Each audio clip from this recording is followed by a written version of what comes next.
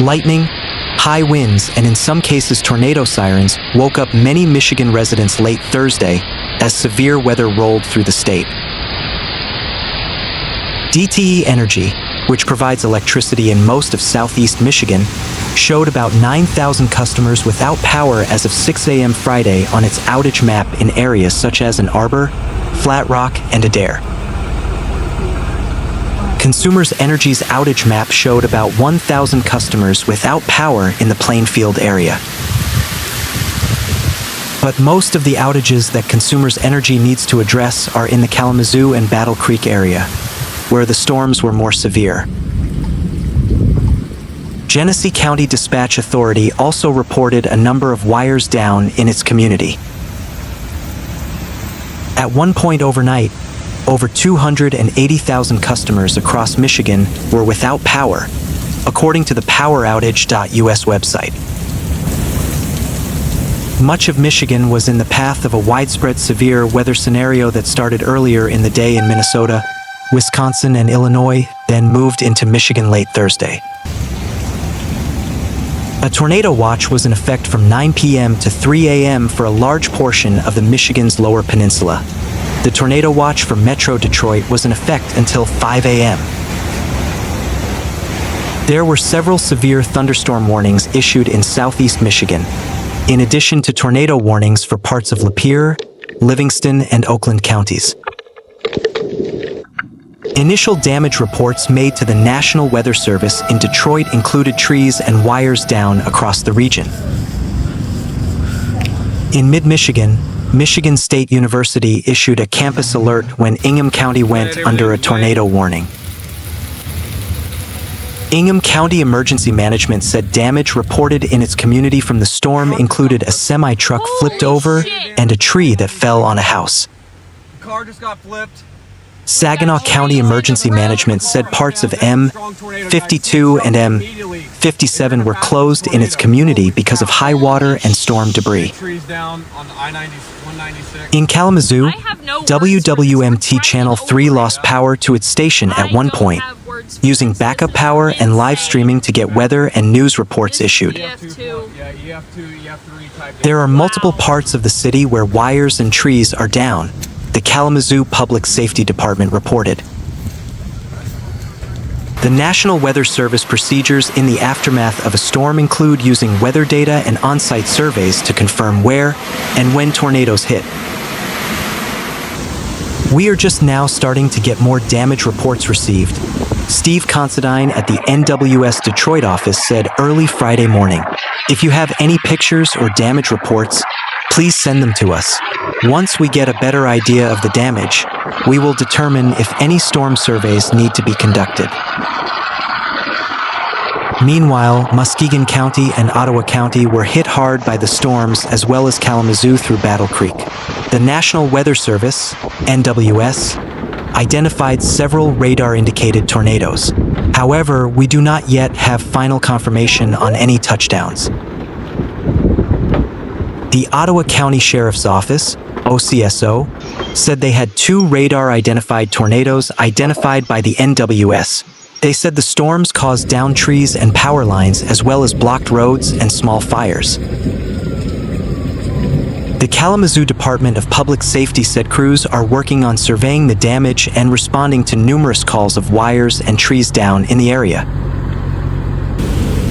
Authorities told them that in the aftermath of the storms, they had received over 230 calls for traffic hazards as of 12:30 a.m. Along South West Nedge Avenue, a utility pole was snapped in half and was hanging over the road. While there were traffic cones attempting to block the street, our crews saw multiple cars driving underneath the pole Friday morning. Powerful winds topping 70 miles per hour were reported, as well as gustnado-type winds that downed a multitude of trees in the storm's path. Gustnado winds are whirlwind-like gusts that form at the edge of a thunderstorm line. These winds flipped at least 2 semis, trapping people inside, according to reports from emergency officials. One semi was reportedly flipped over in Ingham County on US 127, near Barnes Street, south of Mason. The second report of an overturned semi came in from Eaton County, on Millet Highway between South Canal Road and South Crates Road. High winds also sent trees into homes, including in Ashtamo Township in Kalamazoo County. There were no immediate reports of injuries. Some southwest Michigan school districts are closed after severe storms rolled through the area the night of Thursday, May 15th. The storm sparked tornado warnings and knocked down trees and power lines. Multiple school districts cited downed trees and power outages as their reasons for closing, according to their Facebook pages. Tornado warnings in several cities were issued, but no tornadoes have been confirmed by the National Weather Service yet. Powerful winds with gusts up to 70 miles per hour ripped through Morgan County Wednesday evening, leaving residents to clean up downed trees, damaged homes, and power lines in parts of northeast Colorado. The storm system, which moved quickly through the area, uprooted some large trees, blocked roadways, and scattered debris throughout neighborhoods.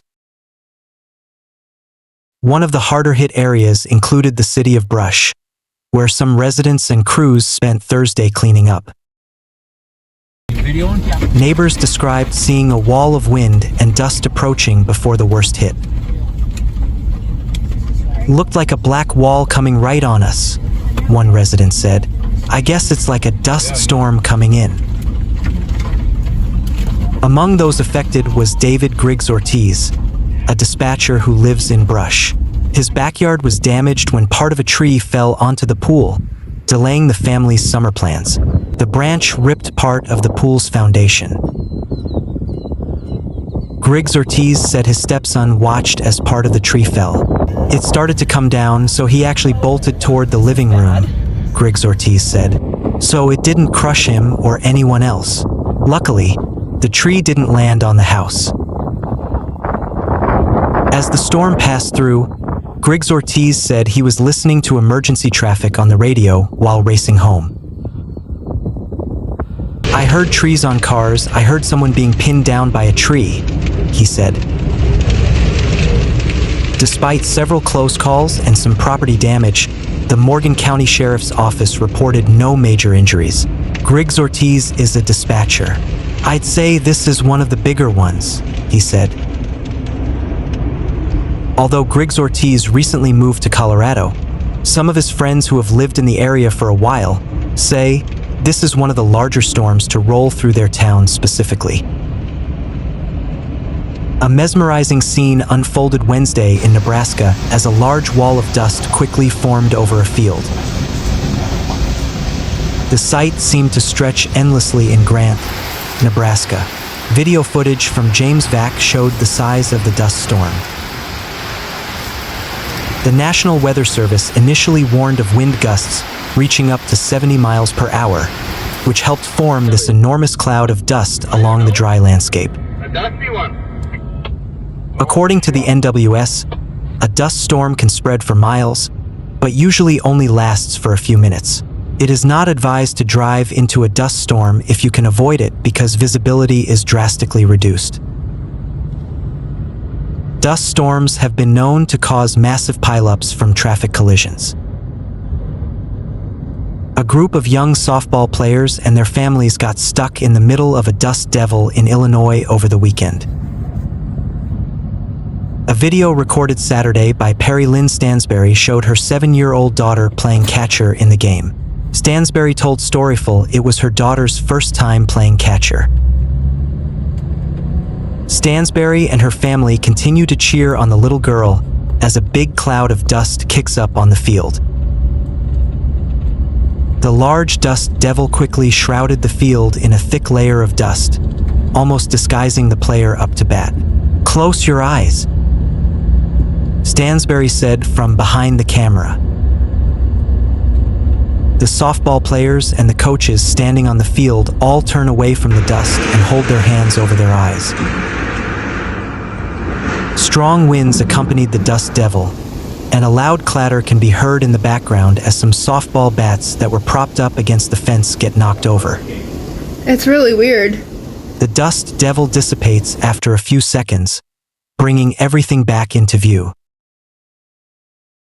Stansberry moved past the fence afterward to make sure everyone on the team was all right.